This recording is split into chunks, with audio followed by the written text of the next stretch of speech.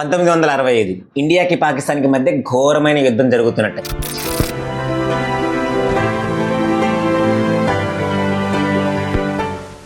అప్పుడు మన Indian lead చేస్తుంది second prime minister Lal Bahadur Shastri గారు. He served one of the shortest yet eventful stints as the country's premier. ఈ వార్లో India upper hand లో ఉంది. పాకిస్తాన్ సరెండర్ అయ్యే స్టేజ్కి వచ్చేసింది. His term saw India defeat Pakistan in the 1965 war. That made him a national hero. तलवार की नोक पर या एटम बॉम्ब के डर से कोई हमारे देश को झुकाना चाहे, दबाना चाहे, ये देश हमारा दबने वाला नहीं.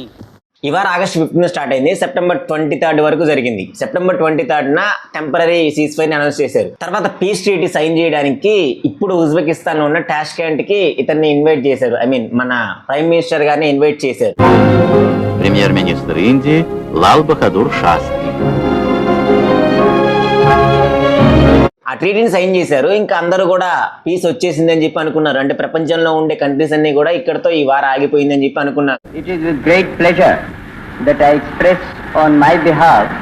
కానీ ఈ ట్రీటీ సైన్ చేసిన కొన్ని గంటల్లోనే, అంటే జనవరి 11th ఎర్లీ మార్నింగ్ అవర్స్ ఉంటది కదా, ఆ టైం అప్పుడు మన ప్రైమ్ మినిస్టర్ లాల్ బహదూర్ శాస్త్రి గారు చనిపోయినట్టుగా ఒక అనౌన్స్మెంట్ చేశారు. He was declared dead. Lal Bahadur Shastri lay in state. Around the mortal remains of the Indian Premier pressed thousands of people, great and humble, urged by their sorrow to pay these last respects.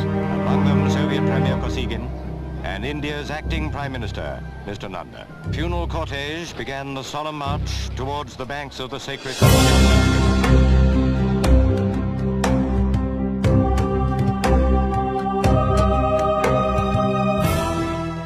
ఈరోజు మనం మాట్లాడుకోబోయే history just ఒక story మాత్రమే కాదు, అసలు మన Indian జియో పాలిటిక్స్లోనే మోస్ట్ టెరిఫైయింగ్ అండ్ అన్సాల్వ్డ్ మిస్టరీస్లో ఒకటి.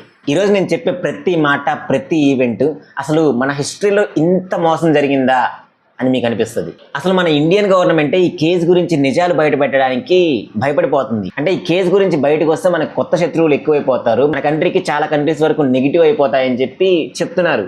అసలు ఈ ఒక్క కేసులో ఇంత మిస్టరీ ఉందా? అసలు మన second prime minister Lal Bahadur Shastri గారు చనిపోవడం వెనకాల ఇంత కుట్ర ఉందా అనేది ఈరోజు మనం కంప్లీట్గా డీకోడ్ చేద్దాం. Welcome to మెట్వర్డ్స్.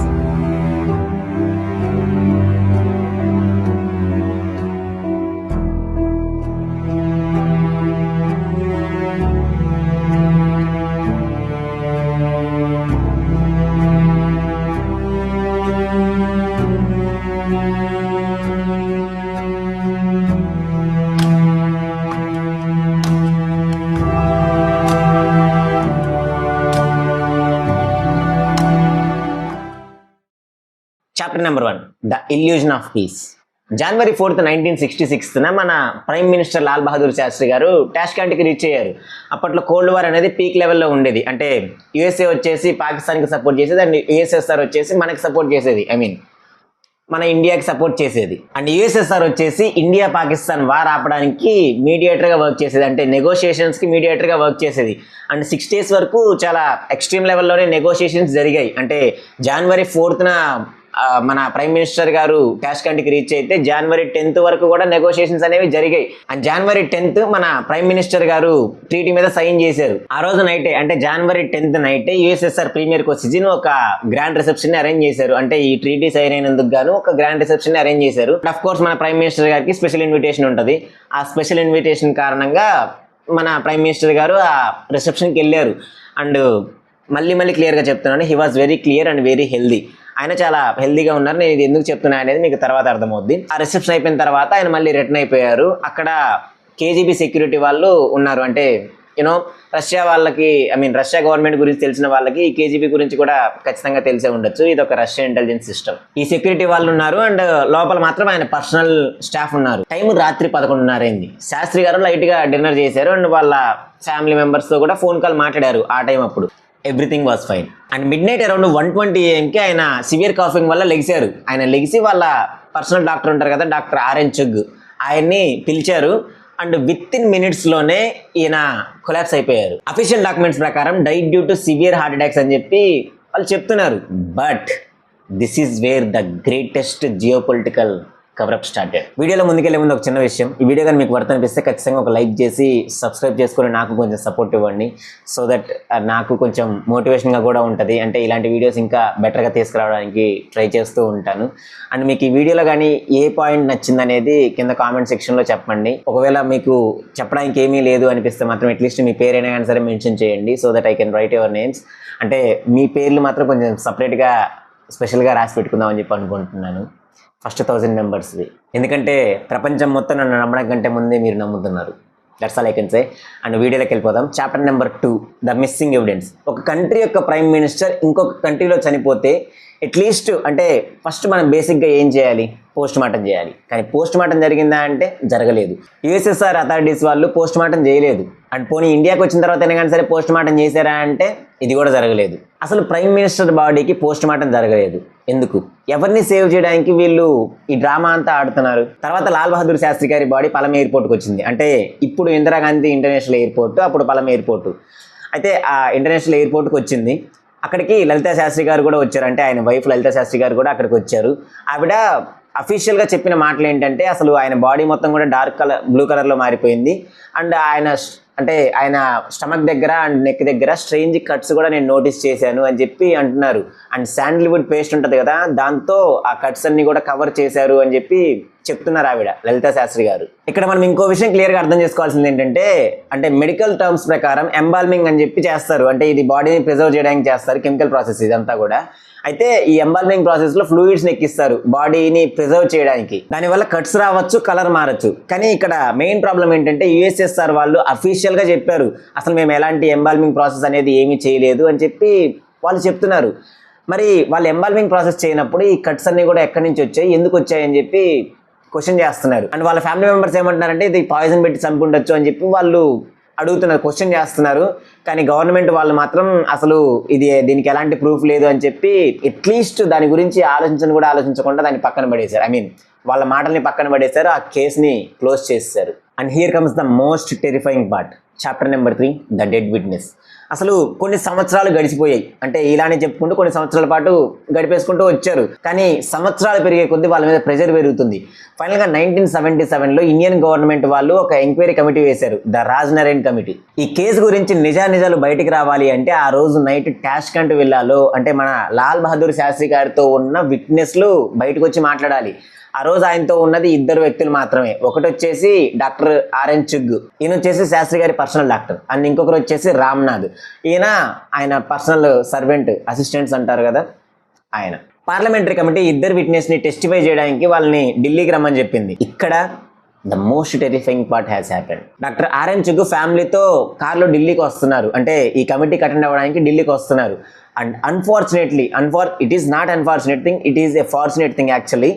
ఒక మిస్టీరియస్ ట్రక్ వచ్చి ఆ కార్ని గుద్దేసింది. అండ్ అక్కడ స్పాట్లోనే వాళ్ళ ఫ్యామిలీ అండ్ ఇతను ఆర్ఎన్ చుగ్ వీళ్ళందరూ కూడా కంప్లీట్గా చనిపోయారు. పోనీ సర్వెంట్ రామ్నాథ్ గారైనా ఉన్నారు కదా అని చెప్పి అనుకుంటే రామ్నాథ్ గారు ఢిల్లీకి వచ్చారు. అంటే ఈ కమిటీకి అటెండ్ అవ్వడానికి ఢిల్లీకి వచ్చారు.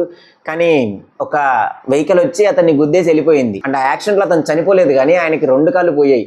అండ్ ఆయనకి కంప్లీట్గా మెమరీ లాస్ అయిపోయింది. కంప్లీట్గా మొత్తం మర్చిపోయారు. అసలు ఆయనకి ఏం జరిగింది ఏంటి అనేది కూడా ఏమీ గుర్తులేదు. సో ఇప్పుడు చూడండి, అసలు అక్కడ ఉన్న మెయిన్ విట్నెస్లు అంటే వాళ్ళిద్దరు విట్నెస్లు కూడా కంప్లీట్గా వాళ్ళని మూసేశారు. ఇదేదో కోఇన్సిడెన్స్ అనుకుంటున్నారా, లేకపోతే కోల్డ్ బ్లడెడ్ క్లీనప్ ప్రాసెస్ అనుకుంటున్నారా?